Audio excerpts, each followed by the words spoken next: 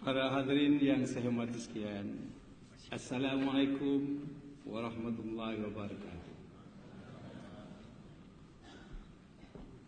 Saya mohon izin daripada Tan Sri Speaker, kekanda saya Tan Sri Abu Zahar, untuk membenarkan saya bercakap yang benar, tiada yang tak benar, melainkan yang benar berlaku.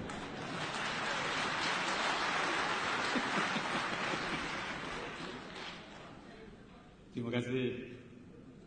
Hakim bukan orang politik ya, jangan tepuk tak sangat. Beginilah, saya mulai dengan berkata ya, pengkhianatan orang Cina terhadap ikatan setia kawan orang Melayu itu adalah benar.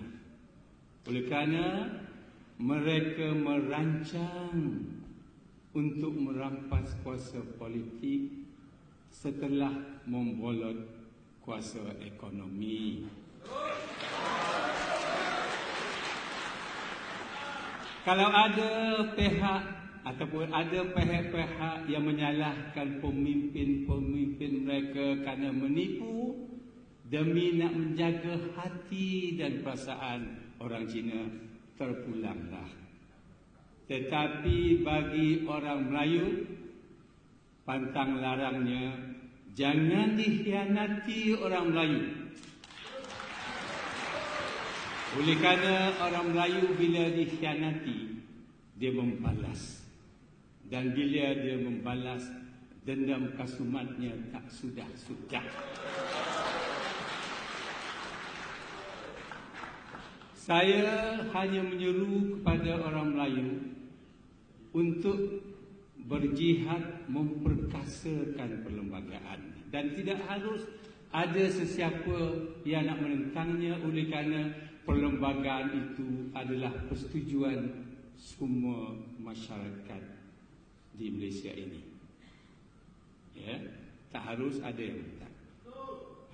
Kalau begitu, pertama, perjuangan pertama orang Melayu ialah kita hapuskan istilah Melayu, Cina, India dan lain-lain. Ini dah dipantakkan dalam otak kita sejak merdeka. Melayu, Cina, India dan lain-lain. Maka bila ada istilah Melayu, Cina, India, pertama kita mengiktiraf. Kedua, kita ikut susun atur keutamaan-keutamaannya begitu cara. Adakah kita nak letakkan lain-lain itu siapa dia? Orang Sabah, Bumi Putra Sabah, Bumi Putra Sarawak. Layakkah mereka diletakkan, dicorot selepas orang Melayu, Cina, India, dan baru katakan Bumi Putra Sabah, Sarawak? Itu lain-lain. Salah. Jadi saya menyeru, istilah yang memecah belahkan, istilah perkauman ini kita hapuskan. Oleh kerana dalam perlembagaan tiada sepatah pun menyebut Cina, orang Cina, India, orang India, Malaysian Chinese, Malaysian Indian. Tak ada langsung.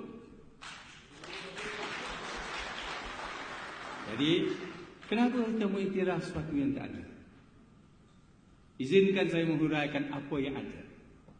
Dalam perlembagaan ada menyatakan hanya 4 masyarakat, bukan kaum, bukan bangsa, 4 masyarakat. Pertama, orang asli.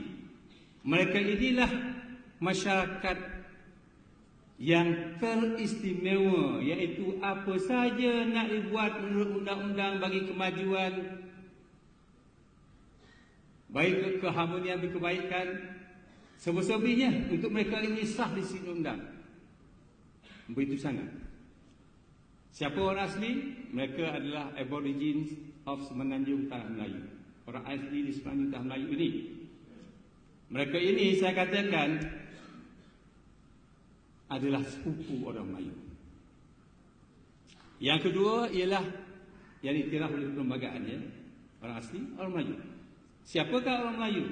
Orang Melayu ialah orang beragama Islam, bercakap bahasa Melayu, berbudaya Melayu, dan lahir di Semenanjung Tanah Melayu sebelum merdeka. Termasuk salah seorang daripadanya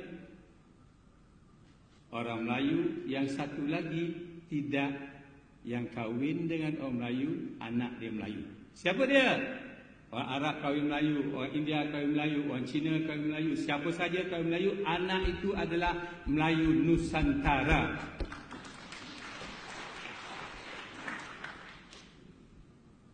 Yang ketiga, Bumi Putra. Bumi Putra Sabah adalah anak cucu kepada masyarakat pribumi Sabah. Dan di Sarawak pula, begitu juga, semua terhad anak kepada perkahwinan sesama mereka.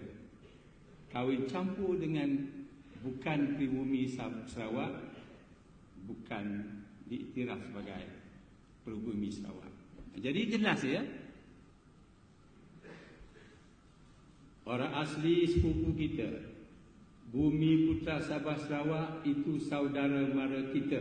Selain daripada itu adalah jiran tetangga semata-mata.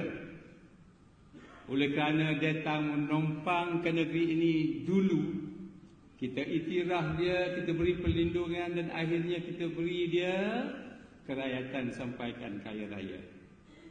Maka istilah pengkhianat itu pantang larang orang Melayu. Ya.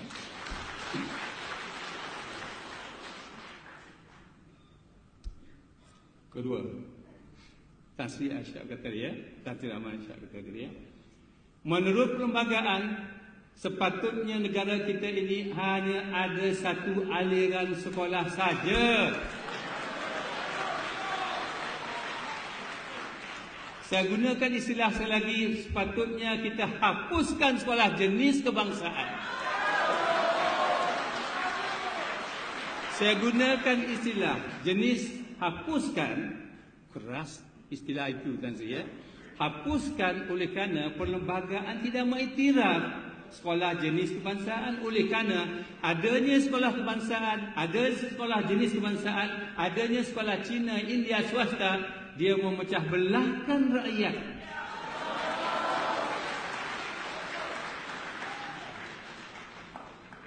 Apakah bentuk satu aliran pelajaran? Saya katakan, kalau zaman Inggeris dulu ada government English school, sekarang ini patut ada sekolah kerajaan primary ataupun sekolah rendah kerajaan, sekolah menengah kerajaan, daripada form 1 sampai form 5, and then 2 tahun pra-university. Itu saja ada sekolah. Ya.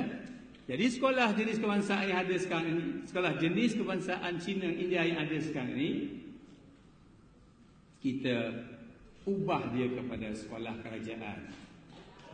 Rendah, tak ada jenis-jenis, tak ada dah. Sekolah rendah dan sekolah menengah ya. Di sana semua pelajar-pelajar belajar di satu bilik darjah, makan minum di dalam satu kantin, dan bermain bersukan di padang dan gelanggang yang sama. Barulah kita boleh terapkan perpaduan dan integrasi nasional. Kalau ada yang tak setuju, ini dia. Kalau ada yang tak setuju, mereka itu adalah anti perpaduan. Adakah salah bagi saya menyatakan sesuatu yang benar menurut perlembagaan? Patutnya apa yang saya kata ini disokong bukan saja oleh orang Melayu tetapi seluruh masyarakat Malaysia. Wahai saudara-saudara, kalau sedengar teriakan betul, yang pentingnya ya, bukan sekadar betul itu, kita berjihad untuk memperkasakan perlembagaan. Ya.